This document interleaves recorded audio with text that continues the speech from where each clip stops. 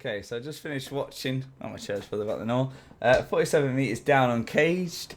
Um, Obviously, I watched quite a bad copy of it, so it's quite dark. But before we get started, don't forget to like, comment, subscribe.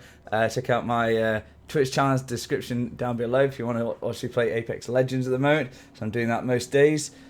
Oh, my shoulder wrecks. But yeah, so just finished watching 47 meters down. Obviously sequel to the first one, which has nothing to do with the first one, apart from the only thing that's the same is there's sharks in it. Okay, so obviously you don't need to see the first one to see Uncaged at all. Alright, this film's an hour and a half long, had a budget of $12 million, and it is quite a good film, to be fair. The big ass blind great whites that seem to be scarred up to hell and look really fucking intimidating. Anytime you see them, they just do look horrifying, more horrifying than normal great whites.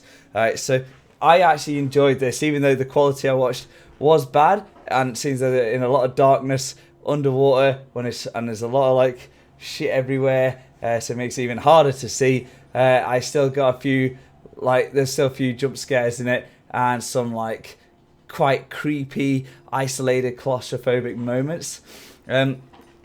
So kind of like the premise of this one is two sisters, stepsisters, and two of their friends go exploring in like an underwater Mayan city.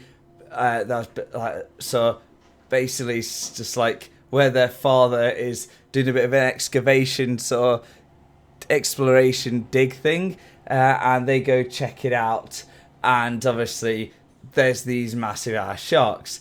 But somehow her dad and his crew never seen these before, even though they've set up all electrical cables, lighting, been working there, done several dives, got multiple like kit and equipment laid out, but all of a sudden, like I say, they've never seen these sharks before, even though every single room they seem to go to is one of these giant ass sharks. So I ain't got a clue how they never got attacked before or seen these things before. They just found a tooth and that was it. So they did say about something like knocking down a wall and them now coming out. Also, I was kind of confused how these things have stayed alive and stayed so massive. Seems that you kind of see like one fish in the tunnels.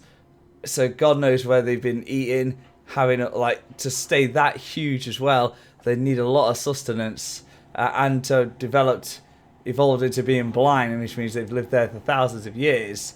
So they really should have shrunk to be more narrow for the whole place as well. But they still just stayed giant. But yeah, so bits and bobs are a little bit confused. I would like to know a bit more about where the hell these things have been, and what's gone on.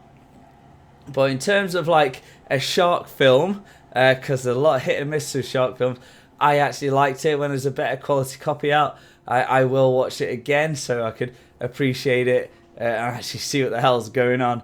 I think the most suspenseful bit and kind of like on your edge of the seat bit is like near the end. It's done well, It's I like the characters in it. The two stepsisters, you don't get a huge connection with them, except for the blonde one. You kind of like want things to go well for her, so because she's like a bit of an outcast, so I guess a bit bullied. But you want her to like, become like the one that gets on top of things, and people then realise that she's a badass, which kind of does happen near the end. But no one kind of sort of survives to tell the tale of what's been going on, apart from the two sisters. And it is a bit of a intense film, because you just can't see shit, and all of a sudden, I say, these mangled up giant greats come from friggin' nowhere, and there's several points you think things are going to go well for them, and it sort of just doesn't, funny enough. But yeah, I think it's a pretty decent watch. I mean, comparing it to the first one, they did try and capture the isolation. They're short on air, they're lost, they don't know where to go, what to do. I think first one's really, really good. I really enjoyed it, and I'm like quite happy with what they've done with this film. So this is definitely worth checking out. Definitely one of the better shark movies that you can get, because they did, again, they look really realistic. They definitely made a good effort of not making them look shitty, and just generally intimidating, because they seem to be in every frigging room, man. They just pop out of nowhere. There's one bit that I did jump at, but I don't want to ruin it actually, because you'll see it coming now. But yeah, good film. I'm happy I watched it. I just want a better quality copy, and then I'll rewatch it. But yeah, definitely, if you've seen it already or you've seen the first one, obviously you'll like this one 100%. Alright, but yeah, like, comment, share, subscribe, and I'll see you guys in the next one. Bye bye.